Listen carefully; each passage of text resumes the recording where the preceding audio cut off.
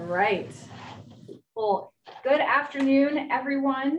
We hope that it's not too cold where you are today, but we wanted to thank you for taking the time to hop on and join us virtually for our Discovery webinar on whether or not should I offer an HRA or an HSA plan.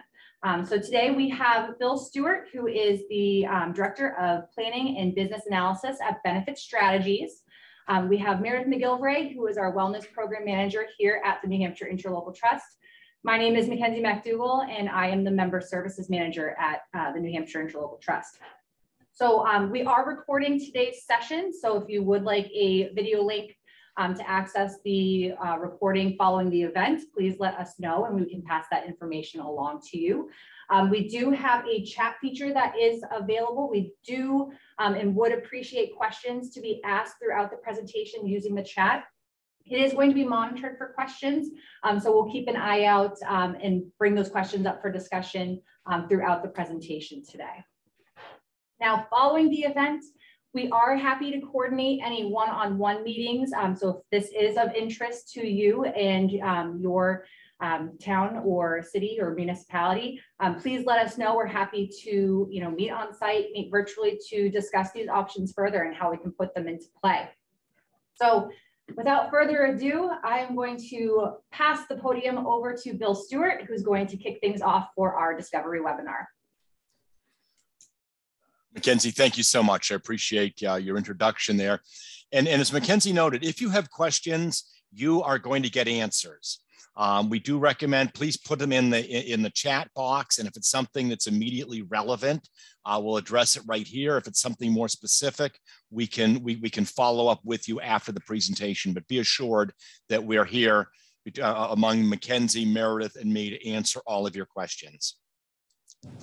Announcement for those of you who know Benefit Strategies or really don't yet, we are now part of Voya Financial. Voya Financial, we were working with them for about a year, administering their consumer-driven products like HRAs and health savings accounts. They decided that they wanted us to become part of their organization. So we did that effective July 1st. What does it mean to you? The good news is that we are using the same system. We're using the same online accounts, the same debit cards, the same everything that we were using when we were Benefit Strategies. So there's really been no disruption in service. What you're going to see over the course of the next year is the Voya logo on materials that used to be branded Benefit Strategies. You'll see more orange in place of blue and yellow. And you'll see the little origami characters, Val and Vern, whom you can see over my shoulder, as part of our promotional campaigning. But otherwise, you shouldn't notice any difference from what you're experiencing right now with Benefit Strategies. I want to talk first about health reimbursement arrangements. I know for many of you, this is going to be just a review. You've already introduced these or you know a lot about them. So let's go over it quickly to level set. The definition is it is employer designed, and we'll get over and talk just a minute about what that means in terms of the design parameters that you as an employer have. It's employer funded, only employer money goes into this, not employee payroll deductions. It's a reimbursement account, and it's integrated with a major medical plan. And the idea behind the HRA is it's going to reimburse certain expenses that are associated with that medical plan. Why offer an HRA? Major reason is financial. You're able to offer a product with a higher deductible, so medical coverage that goes from a, let's say, $3,000 to $6,000 deductible, and you get a lower premium. And then you design the HRA that's going to reimburse some or all of those additional out-of-pocket expenses, again, if somebody incurs them. We found that most HRAs reimburse between 30 to 45% of the potential total liability. This is really important to you. So if you offer an HRA and let's say your potential liability, if everybody incurs all the claims subject to their deductible, that's going to be $100,000. the reality is that you're probably going to spend $35,000 or $40,000, not the full $100,000. And the nice part to help your cash flow is you're not giving us that mythical $100,000 up front. You're giving us a small deposit. We're paying claims, and then you are replenishing the account regularly based on the actual claims incurred and reimbursed. As I mentioned, employers have a lot of flexibility in design. One is the value of the HRA. Typically, it is a percentage of the deductible. So a typical example may be the HRA reimburses the first or last 25% of the deductible, and the employee is responsible for the other 75%. Another example could be that you reimburse the last 25% of the deductible plus a portion of the coinsurance if the plan is coinsurance after the deductible. There's also the reimbursement point. Who pays first, the employee or the HRA/employer? Who receives the payment? It can be either the employee or the provider. Again, that is an employer choice that you make. There are pros and cons of each. And finally, what your policy is as far as carryover of unused funds. Many employers do not allow any carryover because they see an HRA as an annual reimbursement account. And if you don't use the money, congratulations, you're healthy. On the other hand, some do allow a carryover. And if they do, they may limit it. They may limit it so that you never have more than, let's say, half of your deductible in the HRA.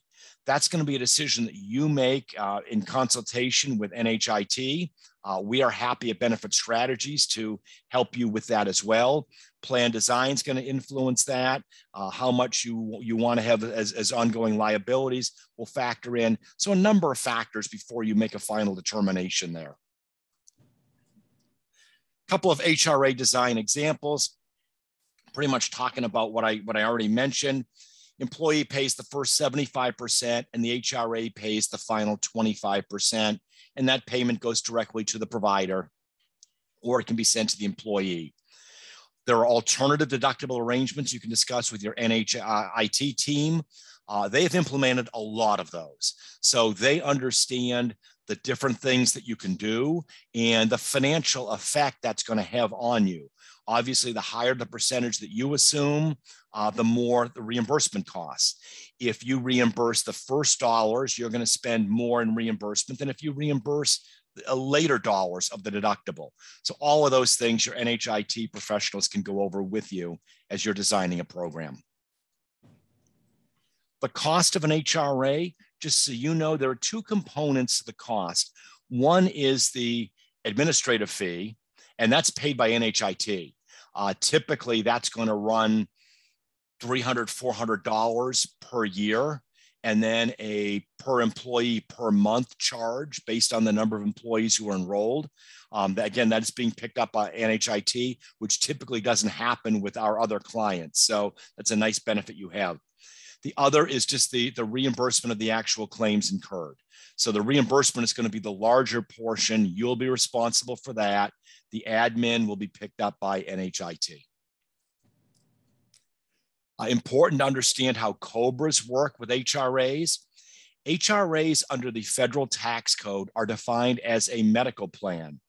And if your major medical plan is a Cobra covered plan, then the HRA integrated with it will be as well. So employees upon separation will have the option of choosing to enroll in the medical plan only, the medical plan and the HRA, or neither. That's a choice that you must give them. You can charge them a premium for the HRA. That premium is going to be 102% of the actuarial value of the plan. What that simply means is if the HRA value, face value is $1,000 and the average employee gets $360 of reimbursement a year, the actuarial value is $360. Divide that by 12. That's $30 a month that you can charge in premium, plus the 2% load. $30.60 would be the premium that an employee pays to continue the Cobra alongside the major medical plan. HRAs are also subject to Cobra proliferation. I think all of you understand that. If my child turns age 26 and ages off the plan and she's offered Cobra for the medical plan, she's also offered her own HRA if she accepts the Cobra on the major medical. And again, she's paying the premium on that. NHIT and HRA accounts. I believe Mackenzie and Meredith, you wanted to address these next couple of slides directly. Please. So for those who are not familiar, all of our medical deductible health plans do have the ability to be paired with a health reimbursement arrangement, HRA. So our plan portfolio is very extensive. We have deductible plans that range from as low as $250 all the way up to $5,000 for your individual deductibles. Plans, of course, can always be customized based on our employer's needs and interests. We can always take a look at your, plans that you're hearing about or interested in. How can we make that come into play with your own personal health plans? We're always all ears and being able to listen to how we can make that work. Now, with that being said, we work with your current plans. We can work with alternative plans and kind of discuss how can we do these HRA accounts with your health plans. Like Bill said, we handle the administrative costs, so we take that off of your plate. That's, we monthly recon, we double check to make sure people are as enrolled as they should be. We handle the renewal fees as well as the cost of debit cards. So if you do, there are other options when it comes into setting up and implementing an HRA. One of those being you could have a debit card associated with that. And we'll handle the initial costs for those to your employees. So we'll assist with your administration, implementation, and education of the account with both you as the administrator and your employees. Education is always the biggest. So it's not just a one and done kind of thing. Something like this, we would want to, be in regularly. We want to be able to clearly communicate how it works, how they can take advantage of both the program and the benefits of their health plan, and making sure they understand best how to use it and take advantage of it. These plans can be paired with wellness programming. Meredith is going to touch upon how you can integrate an HRA account with wellness programming. And of course, flexibility. Flexibility with the designs, flexibility with your employer contributions. It's all customizable, and that's the biggest piece, is being able to build something and design something that's going to work most importantly for you, but your employees. Then on the next slide, Bill, we're going to talk about the wellness programming and the HRA. So some of you who are on here are actually familiar with tying in wellness to earning funds into an HRA. To those who are not, we like to call those reward HRAs. Typically we like to do these in place of a traditional wellness programming. And so instead of employees earning funds into their paycheck, it would go into an HRA where they can use the funds to help offset their deductible, their co-insurance, their prescription drug costs. Still has the same flexibility that Mackenzie was talking about there. We like to work with the employer directly to make sure that it's built the way that the employer is interested in, but also that works for the employees. The best part about this is that it helps increase wellness participation overall, and it also makes employees become better healthcare consumers. So when you're involved in your own health and well-being, and then being able to apply that onto health insurance and knowing how to use your health plan effectively, know the tools that are available to you to use. We like to use the wellness as a track for people to educate themselves and to then use the tools as a better healthcare consumer. We coordinate all of the activities, we track all the participation, so you don't have to worry about doing that, and then we report all the funding to benefit strategies directly. So we basically are taking the employer responsibility, shifting it over to us over here, and then we'll help administer and fund the program of the rewards HRA.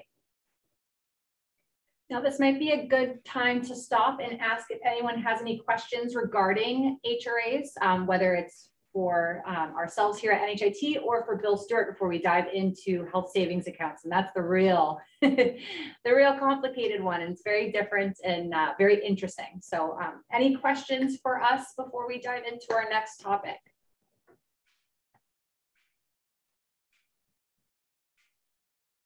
I think we're good to go. We want to dive right in, Bill. Excellent. Let's talk about health savings accounts. And I know for some of you, this is going to be completely new. Some of you have read up on health savings accounts. You know some things, but you haven't implemented one yet. And some of you maybe have already, and this will be a nice review. Regardless, I hope everybody takes away some good information here and understands that we are an ongoing resource to help you as you contemplate or actually implement a health savings account program. So I want to put these numbers up here because even if this plan is new to you, understand that health savings accounts have been around since 2004. There are more than 30 million accounts nationwide. They hold more than $90 billion in assets. So these are well established in the world outside of New England. New England's been a slower adopter of health savings accounts, but just know that we have a lot of experience. Your carriers have a lot of experience. This is not something new that you're going to be a beta test for if you haven't implemented one already. About 7% of these account holders have investments. Now, that's not much, but that number's roughly doubled in the last year or two. More and more people are realizing that health savings accounts are not just a great reimbursement account for now, but also for the future. They can create balances in those, rollover balances over time. And after a certain point, they may want to invest some money. So those investments are in a variety of mutual funds. We'll talk about all that, but just know that there are people who are out there who are actively funding these accounts for reimbursement of future expenses. The number of accounts and the balances grow by low double digits every year. By that, I mean 11% to 15%. So it's a somewhat mature market, but still growing nicely. And, going to be over $100 billion once we get a report coming out in March that'll cover through January 1st. So it's an exciting story. Defining a health savings account, it's a personal financial asset. This is an account that you own and you manage. It's like a checking account with tax advantages. It's funded by employees and also employers if they want to. So it's very common for an employer to make a contribution, particularly in the first couple of years, to help employees cover their out-of-pocket expenses. It can be used to reimburse qualified medical, dental, vision, and other expenses. So for those of you familiar with a health FSA, it's the same list. Plus, we're going to pick up some insurance premiums here. We'll talk about all that in a couple of minutes. And the claims you can reimburse are both ones today as well as in the future.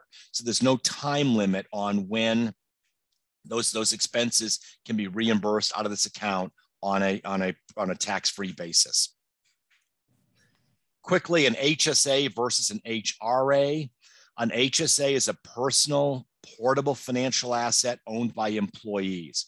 What we mean there is this is like your checking account. It's owned by you. When you leave employment, you take it with you. An HRA, in contrast, is owned by the employer. It does not have portability, and it's except for Cobra, and it's a notional account only, which means it's funded with an IOU. And if you leave midway through the year and haven't had reimbursements to claim against any of that money, and you don't elect Cobra, then you take nothing with you. In contrast to the health savings account, you leave the middle of the year, you have an $800 balance, you take $800 with you. HSA is funded by employees and also the employer if the employer chooses. HRA funded by employer only. HSA reimburses a wide range of medical, dental, vision, over-the-counter expenses. The HRA that's integrated with a medical plan is only going to reimburse deductible and maybe out-of-pocket expenses associated with the medical plan. So it's not going to have that broader appeal. And finally, HSAs reimburse current or future expenses. HRAs reimburse only expenses incurred during that plan year, with maybe at the employer discretion a little bit of carryover. So bottom line here is HSA is an account with balances that you own, actual cash balances that are yours. An HRA is an employer-sponsored and employer-funded IOU that you can make a claim against as an employee only if you incur limited eligible expenses during that plan year. Why offer a health savings account? Well, as an employer, there's less compliance responsibility and lower admin expenses than under an HRA. The second part of that doesn't really matter to you because NHIT is picking up the expenses, but less of a compliance responsibility. You're not sponsoring a second medical plan, which is what an HRA is defined as in the tax code. Now, NHIT helps you a lot with that. So this is not a huge advantage of health savings accounts versus HRA for NHIT members, but it is for the average company. Employees can build balances tax-free to pay for current or future eligible health-related expenses. So employees can reduce their taxable income and they can create a medical emergency fund to cover those expenses. Employers have the option to wind down contributions. Here's what I mean here. If you offer an HRA with a value of $1,000, you have to fund that every year. The money doesn't magically stay in the account. You can allow a carryover, a limited carryover, but still you have to fund it every year.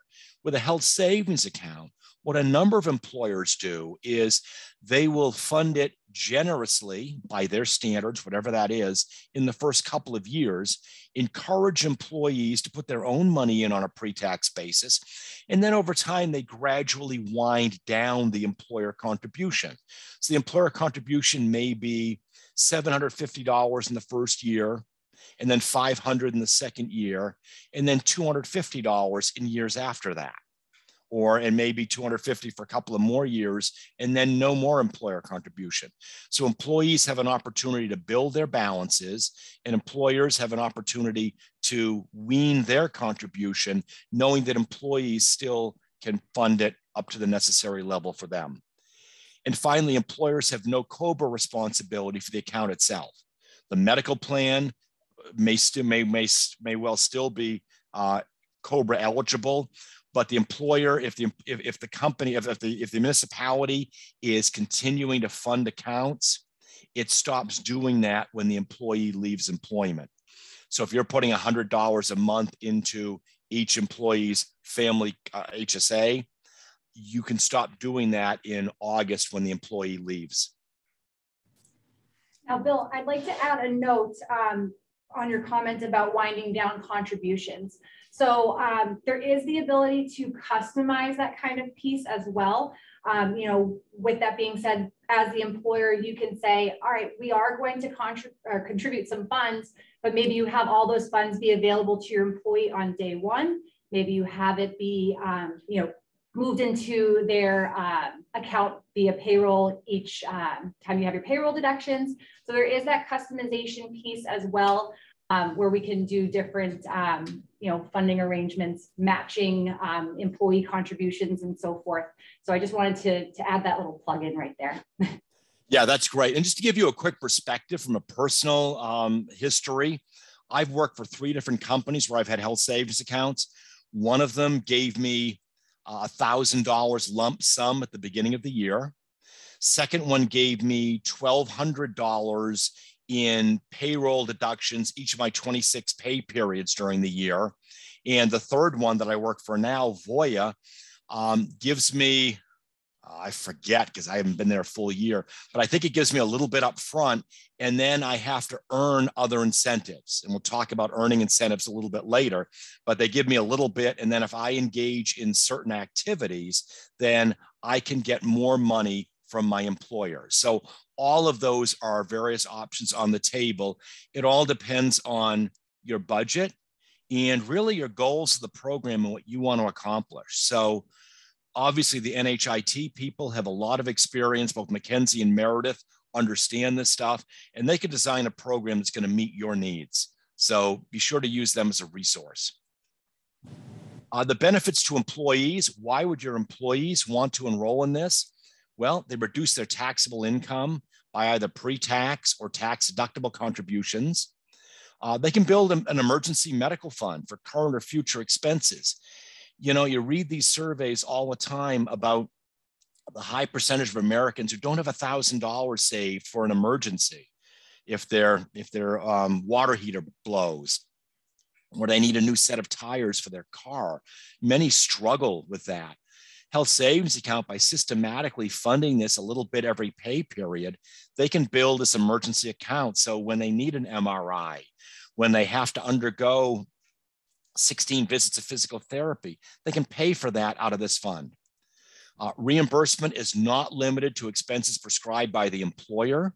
So with an HRA, the employer is saying only deductible expenses can be reimbursed. With a health savings account, anything the IRS defines as an eligible expense, you can reimburse tax-free from the account. And investing balance is to build medical equity. So once you've reached a certain point of cash and you're comfortable with that, additional money can go right into investments that you can use to build your account so you have more money in the future, including in retirement, to pay your medical expenses. In order to open and fund a health savings account, you first must be eligible. And there are specific eligibility rules laid down in the federal tax code. The first is you have to be enrolled in an HSA qualified medical plan. And the plan design here is fairly simple. All non-preventive services must be applied to the deductible. The deductible has to be at least $1,400 for self-only coverage, $2,800 for family coverage. These are the minimums. Most employers are offering plans with higher deductibles than that. So you can go low. What we typically see are $2,000 to $3,000 self-only and double that for family deductibles. You can't be covered by any other non-HSA qualified coverage. Now, a few issues here. One is Medicare. So employees who are age 65 or older, if they are collecting Social Security benefits, they have to enroll in Medicare. They could no longer fund an account. If they're not collecting Medicare, then they have not collecting Social Security, they can defer Medicare at age 65. So they have a choice of whether they want to continue to be in this program or not. Another issue is a general health FSA. General health FSA simply means a health FSA that reimburses all medical, dental, and vision expenses without a deductible.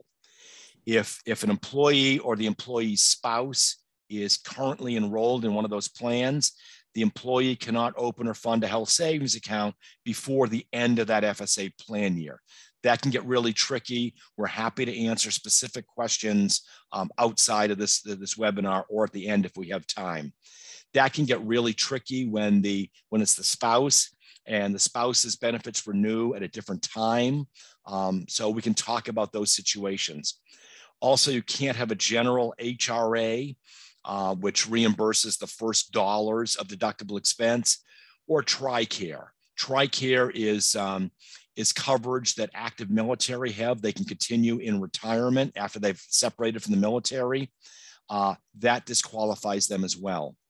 The other key factor is you cannot qualify as another person's tax dependent.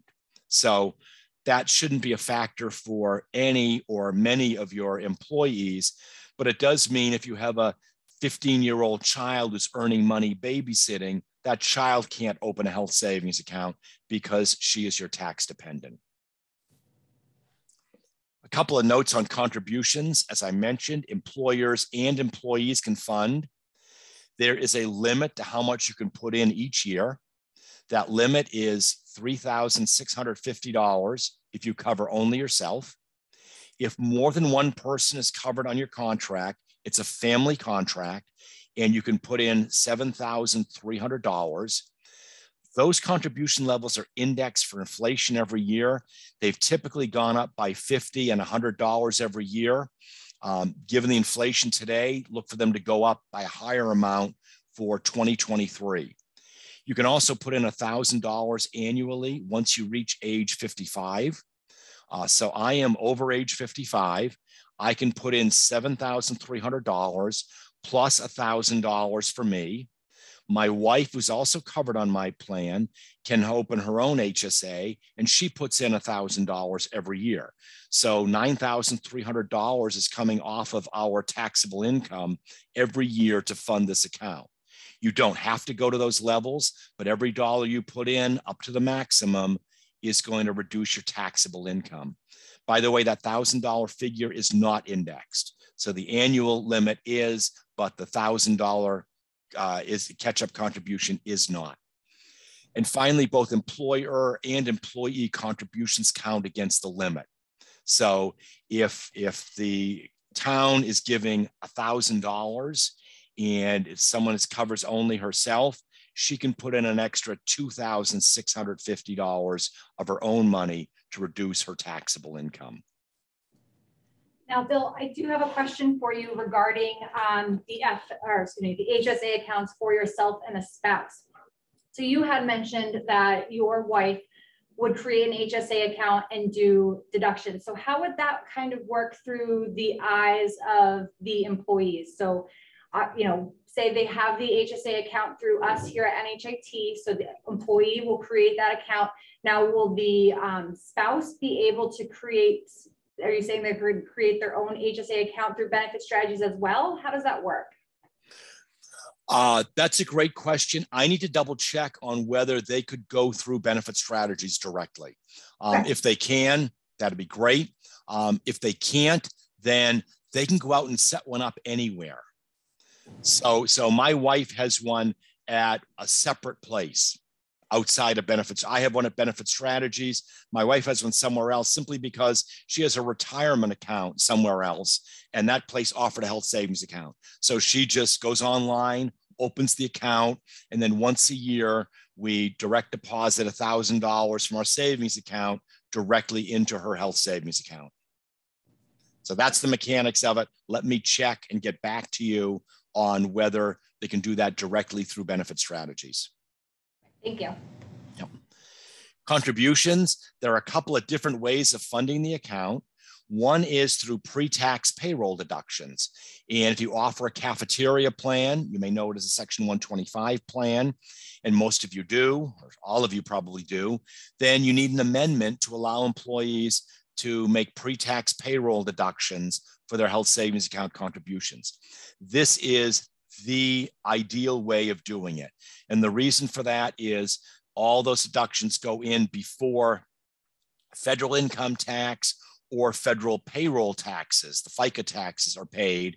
And if you're a border town and have employees living in Massachusetts or Maine, before their state income taxes. So all three of those taxes, federal income, state income, and federal FICA, are not applied to the amount.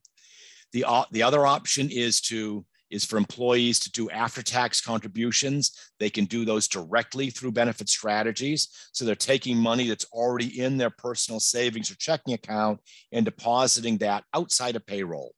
When they do that, when they file their income taxes, they will receive a rebate of the federal taxes, and if applicable, the state income taxes they paid on that money. They will not get the payroll taxes back. So putting it in through pre-tax payroll through the cafeteria plan means 7.65% of taxes of the FICA payroll tax is not assessed. Other note here is that this is news to employees who are in an FSA program. There is no binding election to a health savings account. So employees can change their election during the year. Now, they're not going to do it every pay period or every month. But it may be that an employee says, I'm going to put in $50 per pay period. And then all of a sudden, the dentist says, you're going to need a dental implant and a crown. whoops, I need more money. Let me increase that to $100 per pay period for a certain period of time in order to accumulate extra money to pay for those dental expenses. So employees do have the flexibility to change their election up or down during the year. Distribution. So once you're eligible to fund the account, you're putting money in. When and how and for what expenses can you take it out? Well, first, it needs to be a qualified family member. What this means is the employee as the account owner, spouse, and tax dependents.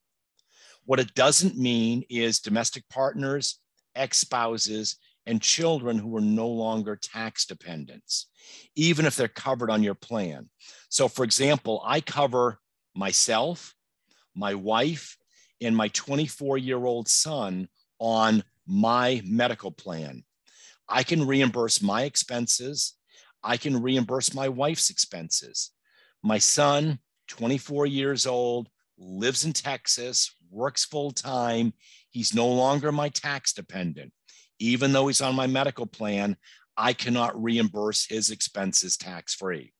Now, the good news is that he meets the eligibility requirements, and therefore he can open his own health savings account, and he has. That's beyond the scope of this presentation, but know that there is a way to help a child who's no longer your tax dependent with these expenses if that child is HSA eligible. The expense must be incurred after the first deposit into the account. So if you become HSA eligible July 1st, and the first payroll deduction that initially funds the account doesn't hit until July 8th, then any expense July 8th or later from July 8th through the rest of your life is eligible for reimbursement, but not anything you incur before then. And then the third prong here is it needs to be a qualified expense. So let's talk about what a qualified expense means. All medical plan cost sharing. That's your deductibles, your co-insurance, and some items not covered by insurance. Typically, insurance doesn't cover orthotics. Many insurance plans don't cover acupuncture. Some do. I know those of you who have Harvard Pilgrim, I used to work at Harvard Pilgrim. I know that's a covered benefit. But those are the types of services that even if they're not covered by the medical plan, they are medically necessary, and therefore you can reimburse them. Also, most dental services, not cosmetics like teeth whitening and some veneers, but fillings, root canals, implants, crowns, bridges, orthodontia, those are all eligible expenses. All non-cosmetic vision services. This means virtually everything except non-prescription glasses and sunglasses. So it's prescription glasses, prescription sunglasses, contact lenses, contact lens solution, vision correction or LASIK surgery. My wife had that several years ago. Pay for it out of the health savings account and enjoy the tax savings. Also, over-the-counter drugs, medicine, equipment, and supplies, as long as they diagnose, treat, mitigate, or cure an injury, illness, or condition. But beware of dual purpose items. And what I mean here is there are certain items that are more for general health than they are for specific services. Whether it's a health FSA or health savings account, you need to be familiar with this. For example, general vitamins. You're taking a one-a-day vitamin to improve your general health. That doesn't qualify. You're taking a B12 supplement because you've had bariatric surgery and you have malabsorption of B12, you can do it. Prenatal vitamins are eligible because now you have a certain medical condition, pregnancy, where you need extra vitamins. Also, not only those services, but also certain premiums. Those premiums are medical premiums when you're continuing your coverage via Cobra. So you separate from employment. You've got a couple of months before you're eligible for benefits at your new plan. You can elect Cobra and pay the premiums out of your health savings account tax-free. And if you don't have the money in your health savings account, you can stuff the money in. So rather than sending $600 to the insurer, you could put $600 in your health savings account, turn around and send that money to the insurer for your self-only premium for that month. And you've now created a $600 tax deduction. So benefit there. Also, your continuing medical coverage when you're collecting unemployment. So you're collecting unemployment and you're not continuing Cobra, but you go on the federal marketplace in New Hampshire and buy self-only coverage. You can pay for that as long as you're collecting unemployment. Also, Medicare premiums. Many people don't realize that Medicare carries premiums that'll cost a couple $1,000s a year. You can reimburse those tax-free out of your health savings account, but not Medicare supplement plans. So Medicare Part B, which is outpatient coverage, Part D, which is prescription drug, Part C, which is a private alternative to Medicare, those premiums are okay.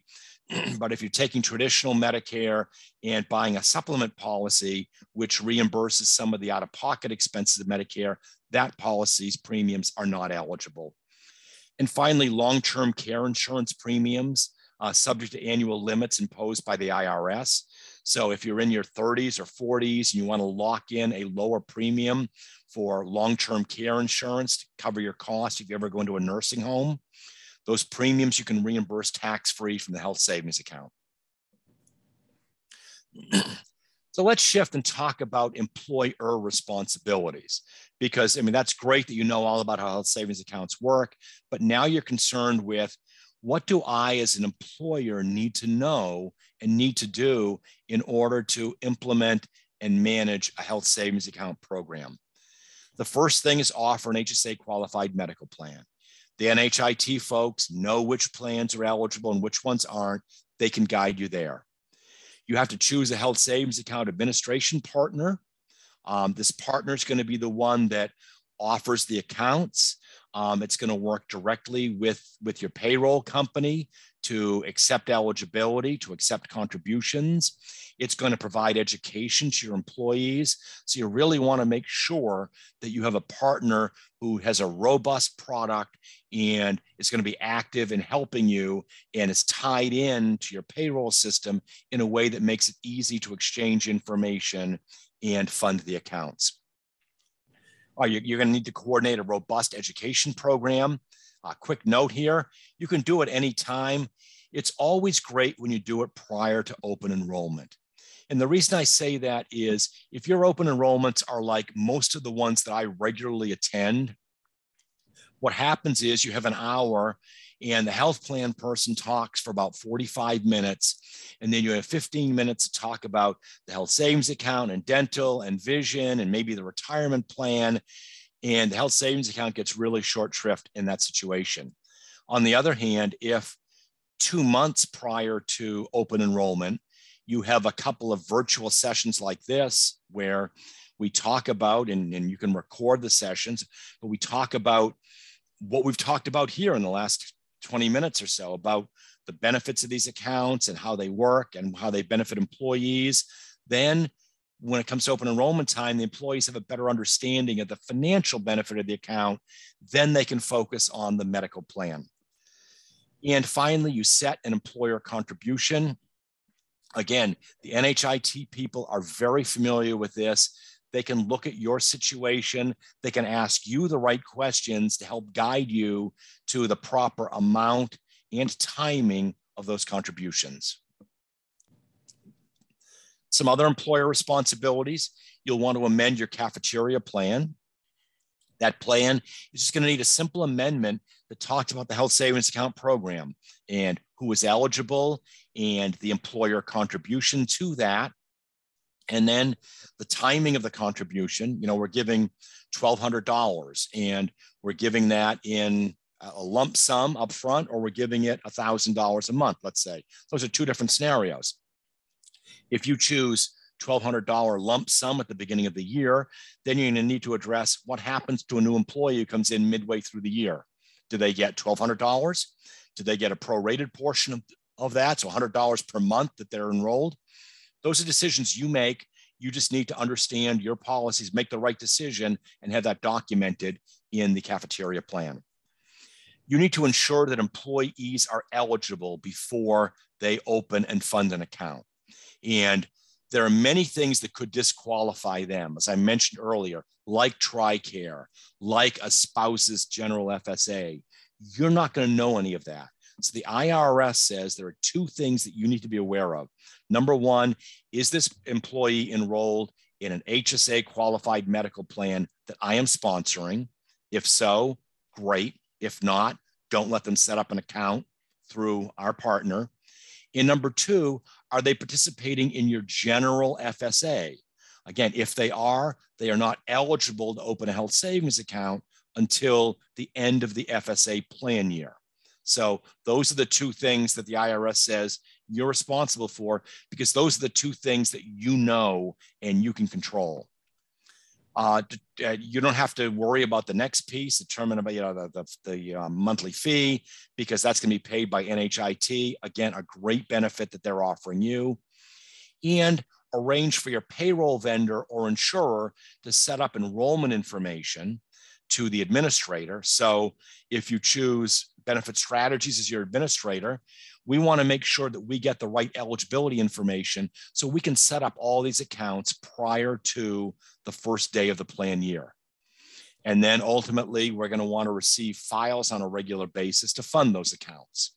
So you need to work with us, work with your payroll company to make all that happen smoothly so that it's a simple process for you when you're running payroll every time. A couple of common issues and solutions. This is not an exhaustive list. You may have other concerns. Again, Mackenzie, Meredith, and I can all help you with this. Employees shy away from high deductibles. So when you're offering two plans and one's an HSA qualified plan with a lower premium but a higher deductible, the initial reaction by an employee is going to be, oh, I'll just take the lower premium plan because that'll save me money. Well, maybe it will, maybe it won't. If the deductible is $1,000 less and the premium is $1,200 more, that really doesn't make sense. So we offer a calculator that employees can plug their information into and find out what plan is really the lowest total cost based on the payroll deduction, the amount of the out-of-pocket costs, deductibles, and coinsurance, and then the employee's guess on how much he or she is actually going to spend against the deductible in a given year. A $5,000 deductible is not too imposing if you're 25 years old and you haven't been to the hospital in the last 5 years and only get doctor care for routine services. Then you don't care what the deductible is. If you have a chronic condition and you're going to the doctor every month and you're in the emergency department a couple of times a year, now that $5,000 deductible does matter. But the tool will help ferret that out. Employees instinctively re-enroll in coverage. We see this all the time. The employer says, you know what, this is your open enrollment period. If you do nothing, your elections are going to default for next year. We always suggest conduct an active enrollment. No default to the in-force coverage. So make employees make a positive choice every year. And some of them are just going to, again, go through the motions and just check the right boxes on their online form. But maybe we'll get some who think about it enough that they're going to ask some questions. They're going to look at the calculator. They're going to do a little more studying. Employees don't understand the benefits of a health savings account. Again, let's offer some robust pre-enrollment education to get them up to speed on the benefits of this account, the financial advantages that they can gain by choosing this kind of coverage so that they're making an educated choice when open enrollment comes. We're not trying to brainwash them.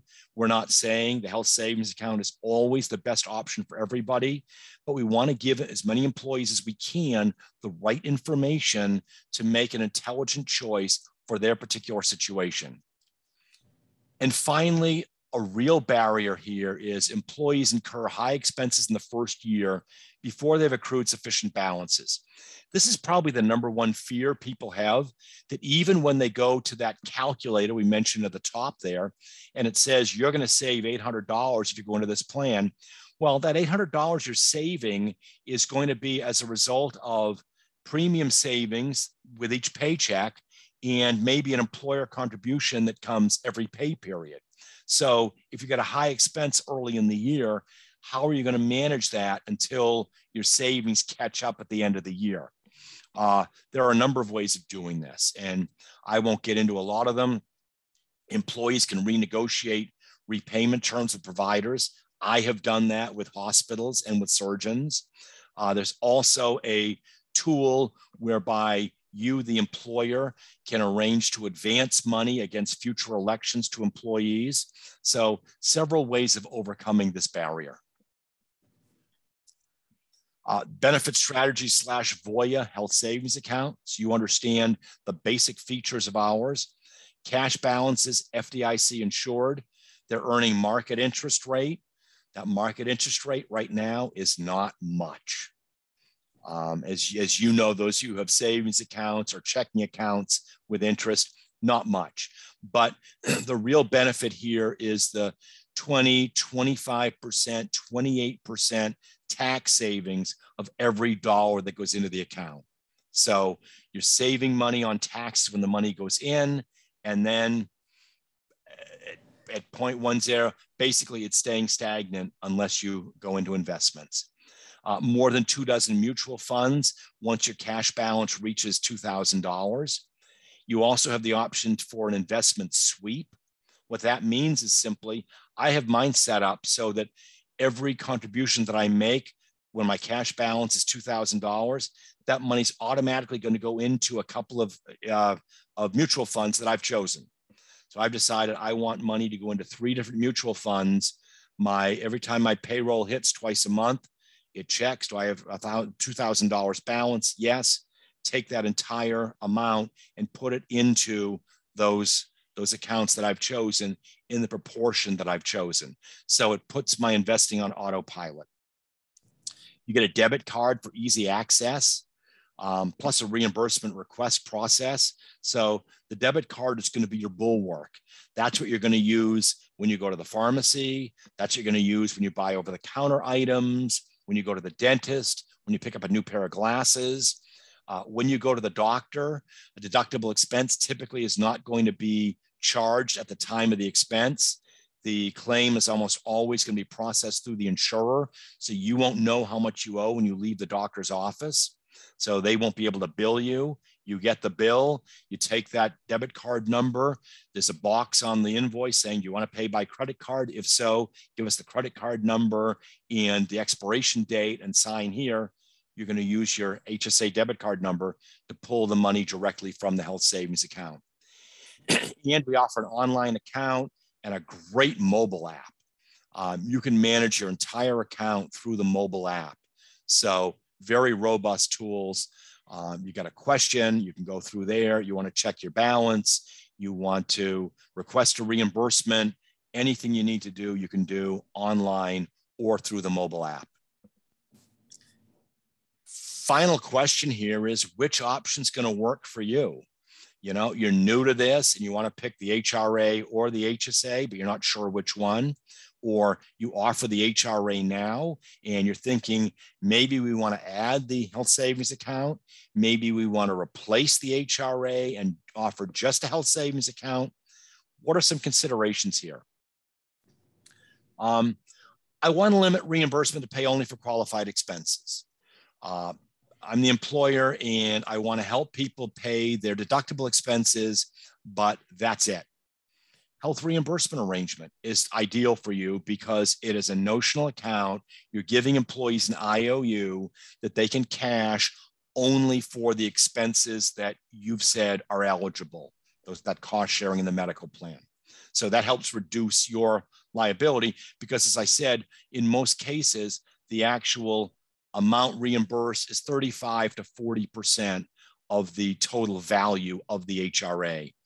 If you have a health savings account and you commit to an employer contribution, that contribution is cash. It comes out of your pocket. I want to empower employees to save for current and future expenses. If that's the case, you want a health savings account. Employees cannot save in an HRA. They can't put their own money into that. They can't build a balance for future expenses because only employers can fund that. So you want to give employees the access to an emergency medical fund that they can contribute to, only the health savings account. I want to give employees a tool to reduce their taxable income. Again, only a health savings account because HRAs, they can't put their own money in. Now, often I talk to municipalities and their reaction is, well, you know what? Our employees don't make that much. Public servants don't make a whole lot of money. They probably don't have a tax problem. And that may be true for the employees, but many of them are married. And you may have an employee whose wife is a CPA. They may have a tax issue, and giving them the opportunity to shelter $7,300 from taxable income may be of real benefit to them.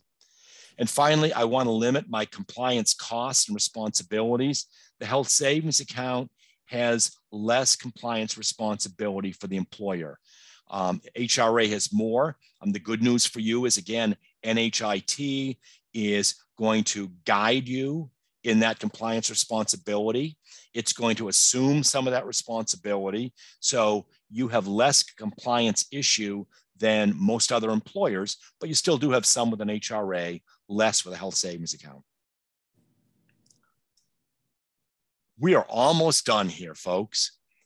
So last slide really is NHIT and the HSAs. The portfolio, as Mackenzie and Meredith mentioned earlier, includes plans that are HSA qualified. So they can guide you as to which plans are HSA qualified, which deductible level works better for you. Again, NHIT is handling the administrative costs of these programs. So a huge benefit for you. NHIT is assisting with the implementation, the ongoing administration, some of the compliance, coordinating things between you and Voya / benefit strategies. So they're doing a lot there that most employers don't have this value added intermediary working on their behalf. Again, it can be paired with wellness programming, and Meredith is obviously an expert in that. And both Meredith and Mackenzie understand how to structure the right program to work with a health savings account. So you can accomplish the benefits of a health savings account program while encouraging your employees to become healthier. And that better health is going to be reflected not only in we hope, reduced premiums going forward because there's less illness, but also in employees who are absent less, who are more productive at work, who aren't missing as much time because of sick days, who aren't worrying as much about their health when they're on the job. And finally, the flexibility with employer contributions. As I mentioned, almost anything goes. And I say almost, there are some caveats there. And again, Meredith and Mackenzie understand those caveats and they can guide you through that. And then finally, if you're looking for more information, there are a couple of different ways of doing it. Number one, you can talk to a benefit strategies representative. They understand these programs. They're available during normal business hours. You can also contact NHIT directly, contact Mackenzie or Meredith. They can answer a lot of your questions. If they can't, they know how to get a hold of me. I can get an answer to them pretty quickly. So there's no scenario in which you can say, well, you know what, I don't understand this program enough. I better not offer it. You have the resources at your disposal to be able to do this. And not only during implementation, but also ongoing. So if you've got a question 6 months into the program or 5 years into the program, just understand you have resources that can help you make this work. And with that, I'm going to turn it back over to you, Mackenzie. I don't know whether any questions have come in through the chat. Yep. So we have a couple of questions, and please feel free to submit more as we go along. So one question is regarding the HSA account and how the employer can designate who can receive funds. So most importantly, union negotiations. Are employers allowed to say that a particular union or group or division in their organization can receive a certain amount of funds versus another group or division for that HSA or HRA account? Good question. And normally you have to treat all employees the same. There is a caveat though for collective bargaining. So you can treat collective bargaining units differently. So if they negotiate something richer, they want more health savings account in exchange for something else, you can do that without affecting the non-bargained employees and their program. Perfect. And for FSA accounts, so typically FSAs are eligible for those employees who do not enroll into the health plan. So say a group decides to offer an HSA plan, are they still able to offer an FSA plan for those employees who do not take the insurance? Yeah, that's a great question. And the answer is absolutely. So you get employees who don't take the insurance, but their benefits eligible, or you offer two plans and you have employees who enroll in the non-HSA qualified plan, you can continue to offer a general health FSA to them. It's just that the employees who want to open and fund a health savings account cannot enroll in that general FSA. Perfect. I'm not seeing any other questions coming through, but if any other questions, kind of pop up after you sit and kind of divulge that information that we just kind of shared with you, with everything, a lot of information. Bill had mentioned there's, reaching out to us at NHIT. We can pass the information along to Bill as well if any other questions come up. This is a recorded session, so if you do want to have access to this recording, I will be emailing that link out to you as well. And of course, most importantly, if you are interested in learning more about these options and how we can have them come into play with your health plans that you offer today, or if you're looking to explore alternative options with either of these options, let us know, and we're happy to get a meeting scheduled either virtually or in person to discuss how we can make that work. So if there are no other questions, I think we are all set to close and let everyone go off with their day. Thank you, everyone. Thank you very much for attending. Bill, thank you so much for taking the time to share all this helpful information with us, and have a good day. You're welcome. Thank you. Thank you.